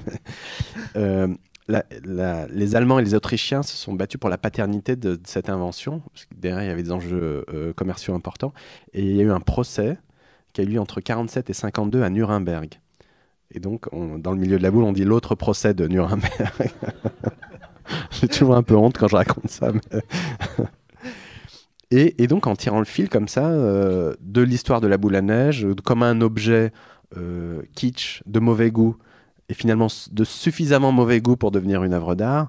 Et donc, ça a interrogé à la fois la définition du kitsch, la question du bon goût, et là on redevient des questions bourdieusiennes. Qu'est-ce que le bon goût, le goût qui vous classe, qui vous déclasse? Et dans le fond, est-ce que finalement les névroses des collectionneurs de boules à neige sont plus méprisables que les névroses des collectionneurs d'art contemporain? Qu'est-ce qui les éloigne, qu'est-ce qui les relie? Et donc on a essayé comme ça de revisiter une histoire de l'art à travers cet objet un peu désuet et kitsch, et jusqu'à ce que ça devienne on s'est rendu compte que la boule à neige devient un objet du deuil, puisque l'Allemand que vous avez vu, il a inventé la boule dans laquelle vous pouvez recueillir les cendres de vos parents. Et donc ça devient un autel portatif. Et c'est peut-être l'avenir, c'est-à-dire que comme on passe de façon un peu massive en ville, de l'inhumation à la crémation, il faut bien faire quelque chose de ces cendres, et finalement c'est pas plus ridicule qu'une urne que d'avoir son hôtel portatif comme ça. Et donc maintenant sur vos cheminées vous pouvez avoir la tour Eiffel, des coquillages, papa, maman, enfin et toutes ces questions on les imaginait pas avant d'avoir rencontré les collectionneurs de boules à neige. Donc ça a été vraiment pour le coup de la sociologie en acte. C'est eux qui nous ont révélé le sujet qu'on trouvait un peu ridicule et amusant, et en fait on s'est pris au jeu, c'est un objet d'art. Et puis vous ajoutez à ça Maurizio Cattelan, Jeff Koons, qui ont fait des boules à neige qui sont à 5-10 000 $ maintenant, Et d'un coup, maintenant, il y a un marché parallèle de la boule à neige. Et en même temps, on essaye de déjouer cette question du marché en disant, mais ce qui nous a beaucoup touché, c'est la valeur affective que les gens accordent à ces boules à neige, à ces objets qui coûtent 5 euros, 10 euros, et qui ont une valeur inestimable et que vous ne pouvez pas vous payer, quoi, parce qu'elles sont reliées à une histoire de famille, un souvenir d'enfance, et ça n'a pas de prix. Le sort des objets à Emmaüs, c'était ce qui t'intéressait ou ce qui s'est un peu découvert, enfin, puisqu'on a compris que c'était dans l'interaction aussi de ton protocole ou de ton enquête que le film s'est construit ou se construit encore, oui. Oui, bah voilà, je voulais un peu parler de cette activité, ce travail hyper important. Enfin, plus j'ai été là-bas, plus c'est ça qui m'a semblé, qu'il fallait faire une sorte de portrait de leur travail, mais comme une chose extrêmement importante, quoi. Cette chose de recycler, réparer. Ils cassent aussi. Bon, là, j'ai pas mis, mais il y a des vidéos où il y a... je sais pas, il y a un compagnon, il casse pendant 4 heures une après-midi, il pète des tonnes de meubles. Enfin, c'est assez impressionnant, en fait, leur rapport à tous ces objets, comme ils vont prendre soin de certains petits objets, de réparer une toute petite pièce, parce qu'en fait, ils ont tellement... Il y a tellement d'objets qu'ils peuvent se réparer entre eux, presque.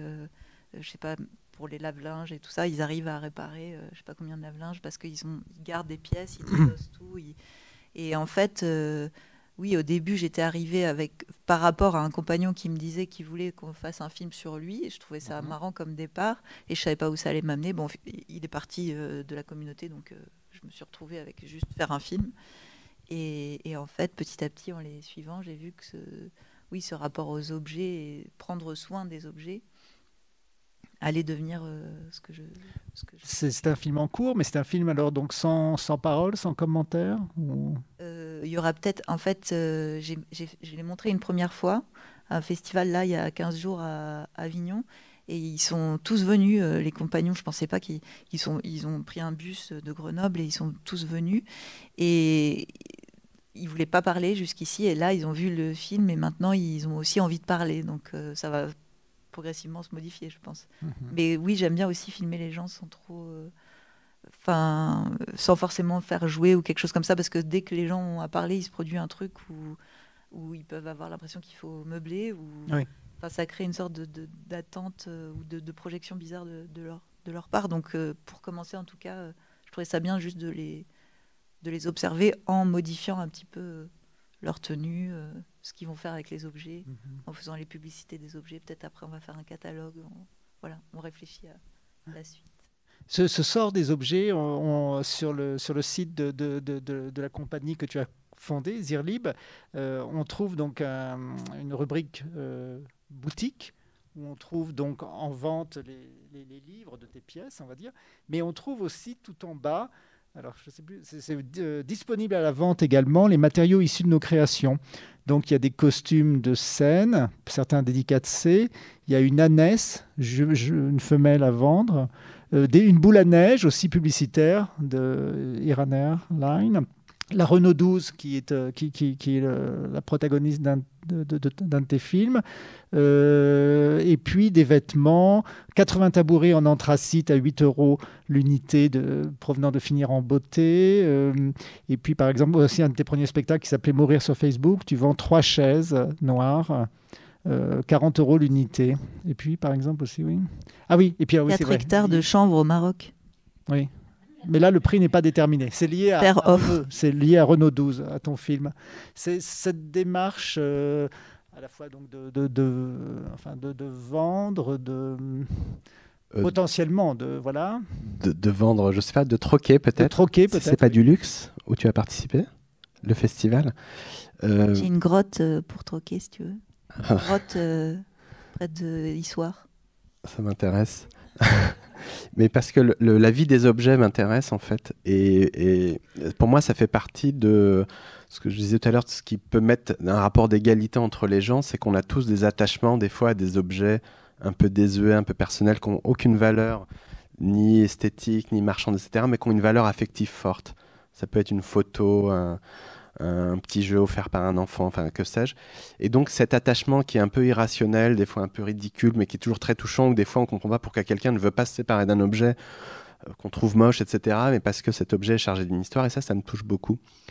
Et dans ce même festival, C'est pas du luxe, qui est organisé par la Fondation Abbé Pierre, par exemple, j'ai eu une carte blanche de la collection Lambert, et avec lesquels on a demandé à des gens qui ne fréquentent pas des musées, qui ne fréquentent pas les musées, qui ne vont jamais dans les musées, de se joindre à nous au musée et d'occuper tout le premier étage de la collection Lambert avec des objets personnels. Et donc chacun venait nous raconter l'histoire personnelle de son objet, la raison de son attachement. Et à partir de cet objet personnel, on allait fouiller dans les réserves et chacun pouvait choisir une œuvre en écho à son objet. On s'est retrouvé avec des œuvres de Boltanski, Nan Goldin, etc. Et le commissariat a été pensé de cette façon-là, c'est-à-dire que ça s'appelle Notre Musée. Et du coup, toutes les salles sont jalonnées d'objets personnels qui dialoguent avec des œuvres d'art. Et je trouvais que c'était une façon de faire respirer la question artistique, c'est-à-dire de changer le regard et toute la conception même du musée. Pour donner un exemple très concret, habituellement, on a soit dans une exposition une organisation thématique ou historique, etc. Et là, d'un coup, je disais au commissaire, mais comment vous voudriez qu'on commence ? Vous, quand vous arrivez dans un musée, comment vous aimeriez être accueilli? Et il disait, nous, c'est un peu intimidant un musée, donc on aimerait qu'on nous fasse un câlin d'abord. Donc très bien, cherchons une œuvre dans les réserves qui fait office de câlin. Et puis une fois qu'on vous a fait un câlin, par quoi on peut aller? On peut se débarrasser de nos croyances. Très bien, alors réfléchissons aux croyances. Et tout a été conçu comme ça. Et je trouve que ces modalités, que ces processus-là, en tout cas, invitent à reconsidérer notre rapport à l'art, qui est souvent un rapport, quasi religieux ou mystique, avec quasi une prosternation devant les œuvres, etc. Et que je trouve qu'on aurait intérêt à pouvoir les maltraiter et à les mettre en dialogue avec des objets prosaïques. Ce serait une façon de se réconcilier avec les musées et d'en faire des lieux vivants. Et donc voilà, ça c'est ce qui me touche dans le fait de réhabiliter des objets et puis d'évacuer la question marchande. Il y avait une grande galeriste qui était là à Avignon, et il se trouve qu'entre une œuvre de Boltanski et de Goldin, il y avait un ouvre-boîte. Et cet ouvre-boîte, c'est un ouvre-boîte pour Gaucher, qui appartient à Ève. Et Ève, elle nous a raconté l'histoire de son ouvre-boîte. C'est son fils qui lui a ramené, elle avait besoin d'un ouvre-boîte un soir pour ouvrir une boîte, et il lui ramène un ouvre-boîte pour Gaucher. Il a une 12aine d'années. Et elle l'engueule. Elle dit, mais qu'est-ce que je vais faire avec un ouvre-boîte pour Gaucher? C'est pénible, on ne peut pas ouvrir la boîte, mais pourquoi tu as fait ça? T'es pénible, etc. Elle l'engueule. Et quelques semaines après, son fils a un accident de voiture et il meurt. Et donc elle dit, le dernier moment que j'ai passé avec lui, ça a été de l'engueuler à cause de cet ouvre-boîte pour Gaucher. Et elle dit, et finalement, j'ai jamais racheté d'ouvre-boîte. Et je m'efforce, comme une espèce de punition que je m'inflige, d'utiliser un ouvre-boîte pour Gaucher alors que je suis droitière. Et donc cet ouvre-boîte, il a une valeur inestimable pour elle. C'est le dernier lien avec son fils. Et donc cet objet est là, à côté des boîtes de Boltanski. Il est extrêmement puissant, extrêmement touchant. Et une galeriste disait, mais est-ce que je pourrais l'avoir dans ma galerie? Et en fait, Ève dit non, mais pour rien au monde, je le lâcherai. Et d'un coup, cet objet échappe au marché. Il n'a pas de prix, et pour 1 million, elle ne le laisserait pas. Et donc, je trouve que c'est aussi une des questions qu'on pourrait se poser dans l'art, de réinterroger en tout cas la valeur des œuvres, ou la valeur d'un geste, ou la valeur d'un objet. Et Ève, là, elle nous a fait un cadeau, quoi, en acceptant que son ouvre-boîte soit là, et qu'il a, dans le fond, toute sa place dans un musée. Et peut-être dans le prolongement, on pourrait regarder ce fragment du préalable de ce spectacle avec Valérie Mregen, Gardien parti. Как называется? Моя профессия. Музейный смотритель. Должность у меня старший музейный смотритель. Je pense que les gens qui arrivent dans les musées, c'est pas par vocation. Alltså, jag står så här står jag ofta, så här gör jag. Som innan vattenpolomatch, du vet man är helt laddad, så brukar jag stå så här. Во время работы мы этого не замечаем, а после работы ощущаешь. Nej, men jag tror inte jag har så mycket tråkigt faktiskt. Jag hittar på olika saker. Dans ma poche, j'ai des sudoku. Et puis j'ai mon téléphone. Jag tror att det är svårt att få hit arbetarklassen. Ils viennent parce que c'est gratuit, mais ça les intéresse pas. Ils viennent de l'hiver, des fois il y a des gens qui viennent ici, c'est pour se réchauffer. Например, молодая женщина пришла с ребенком и спрашивает, скажите, пожалуйста, я обошла весь русский музей, но не нашла Джоконды. Я говорю, Джаконда находится в Париже, в Лувре. Она говорит, я все поняла, она находится в Эрмитаже. L'acidité qu'on a au bout des doigts, bon, c'est sûr que c'est préjudiciable, mais bon, c'est pas non plus ultra destructeur. On n'est pas à Lascaux, quoi. Wo ist die Toilette? Wirklich, das ist eine Frage. Wo ist die Toilette oder wo ist der Ausgang? Ich habe mich verlaufen. À ma qualité d'agent de sécurité au niveau du musée, nous avons la réserve de ne pas se prononcer sur les œuvres. Нельзя сказать, потому что это вообще весь музей любимый. Столько лет отработать, тут, конечно, все как близкие люди. Man kan vara osynlig som värd om man vill. Och det gör att man kan observera. Je crois que pour travailler dans un musée, il ne faut pas être passionné. Ça pose aussi la question d'ailleurs de l'interprétation, parce que c'est un spectacle qui a beaucoup été représenté, donc à chaque fois dans des contextes de musées ou de centres d'art, en France et puis dans de nombreux pays à l'étranger. Comment on transmet un projet comme ça? C'est un travail très, très, très compliqué, très... Pas tant que ça. Ouais. C'est beaucoup de temps en amont de rencontres. Parce qu'on est allé dans une dizaine de pays, on a rencontré plus d'une centaine de gardiens de musées qui acceptent de parler quand même plutôt volontiers, qui sont plutôt contents qu'il y ait un intérêt d'un coup sur leur travail. Et librement aussi, oui. Et complètement. Et on tenait à ce que ce soit qu'il y ait une dimension internationale pour voir d'autres rapports à l'art, d'autres cultures. Et dans le fond, on se rend compte que, où que vous soyez, finalement, il y a quand même quelque chose d'extrêmement commun. Et les thématiques qui venaient étaient toujours les mêmes, c'est-à-dire l'ennui au travail, donc quelle vie intérieure il faut pour tromper l'ennui, le mépris qu'il peut y avoir pour les gardiens de musée de la part des visiteurs, qui est plus ou moins accentué selon la nationalité des visiteurs. Et les Français sont assez bien classés quand on est à l'étranger. Et puis le rapport à l'art, c'est-à-dire il y a un peu un fantasme sur le gardien en disant mais est-ce que ça les intéresse pas, et vous avez de tout, vous avez tous les profils, depuis ceux qui vous disent je fais ça temporairement, j'ai fait histoire de l'art et puis je fais ça 3-4 ans le temps que ça marche, et puis des fois ça marche jamais, et donc vous vous retrouvez 30 ans, 40 ans après toujours au musée.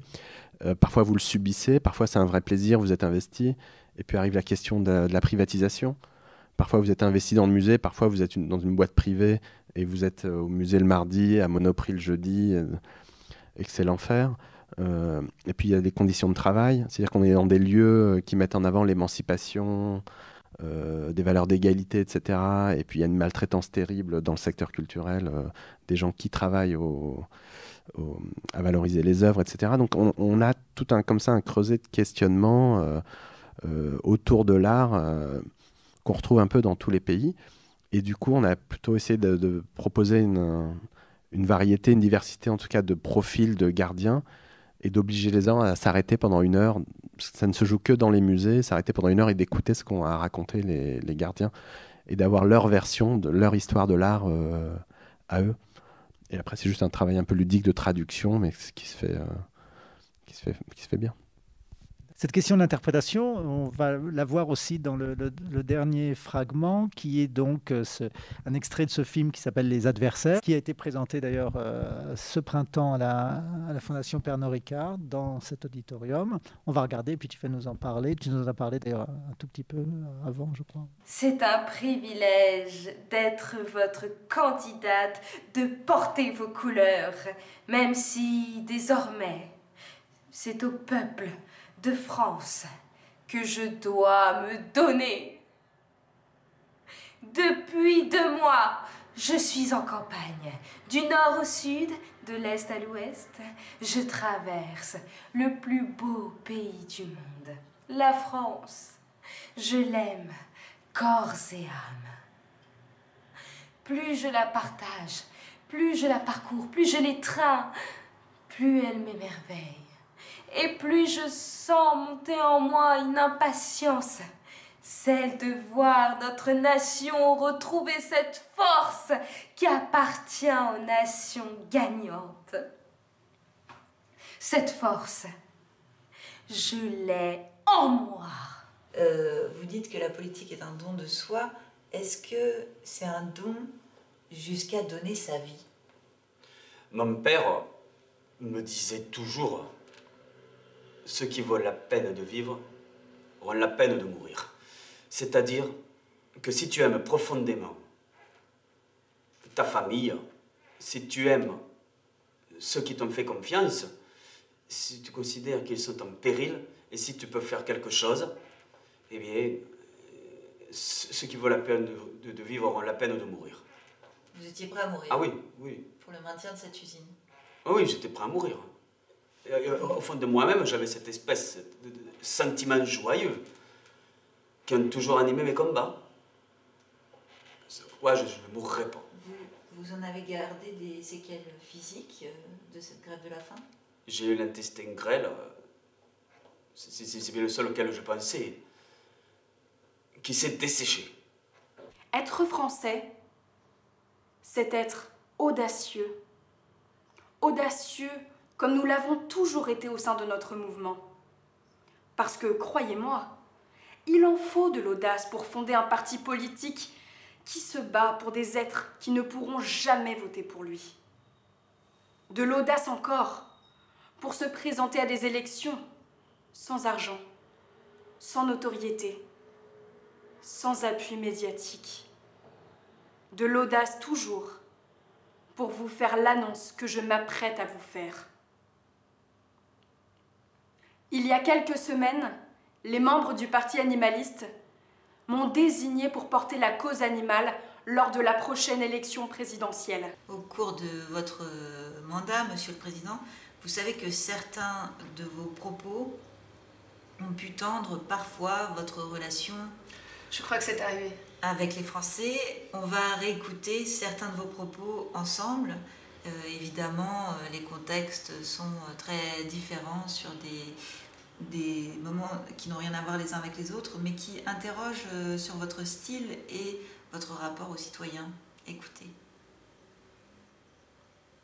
Honnêtement, dans ce restaurant, je traverse la rue, j'en trouve. Une gare, c'est un lieu où on croise des gens qui réussissent et des gens qui ne sont rien.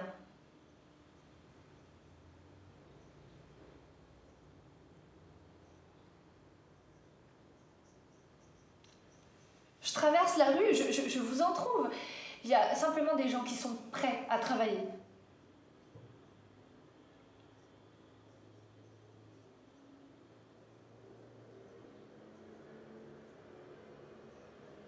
Je ne céderai rien, ni aux fainéants, ni aux cyniques, ni aux extrêmes.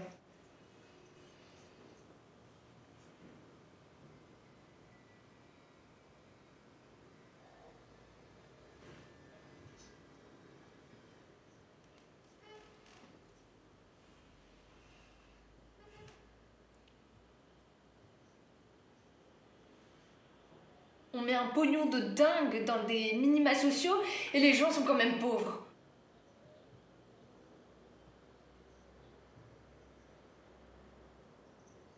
Est-ce que vous rediriez ça, Monsieur le Président?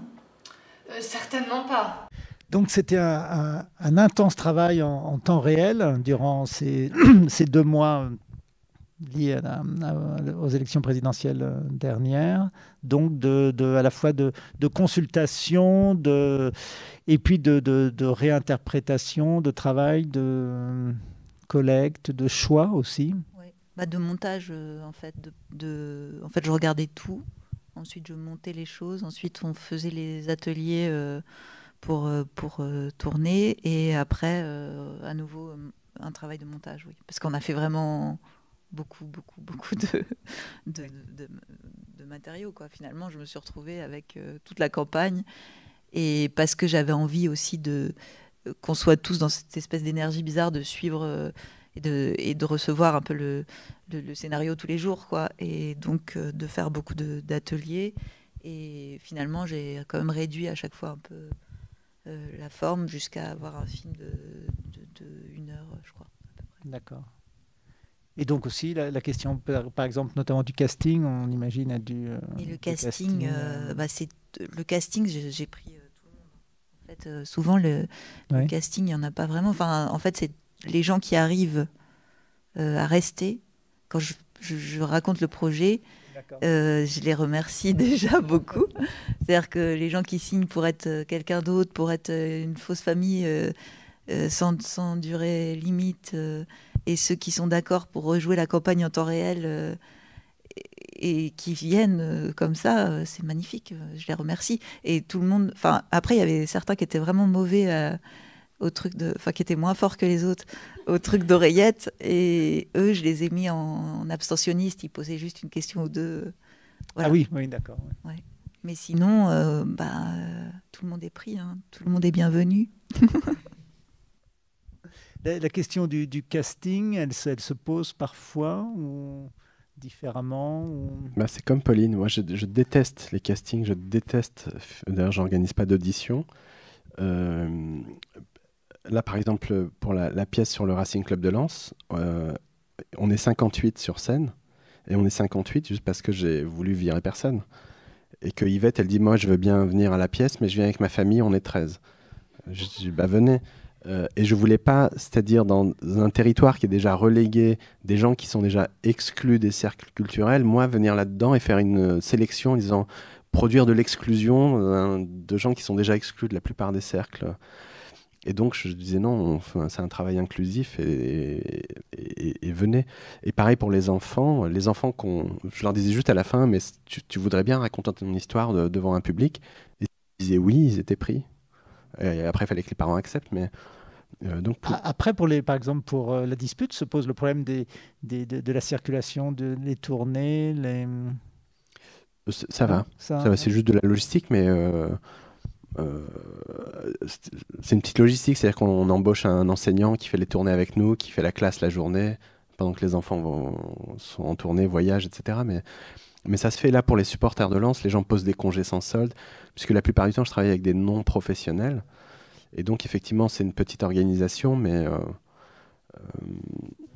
pour moi c'est plus tranquille et plus confortable de travailler avec des acteurs ou des actrices qui sont dédiés à ça, et qui vont avoir des préoccupations d'acteurs et d'actrices, et ces préoccupations qui me sont étrangères, qui ne m'intéressent pas. Donc je préfère travailler avec des gens qui sont experts de leur domaine, de leur quotidien, de toute autre chose, et qu'on trouve un langage ensemble. Et je pars du principe que c'est un geste quasi démocratique, c'est-à-dire que tout le monde peut faire du théâtre. Ça prend un peu plus de temps, mais chacun peut trouver son chemin et trouver sa place dans l'espace de la représentation. Merci beaucoup Pauline, merci beaucoup Mohamed.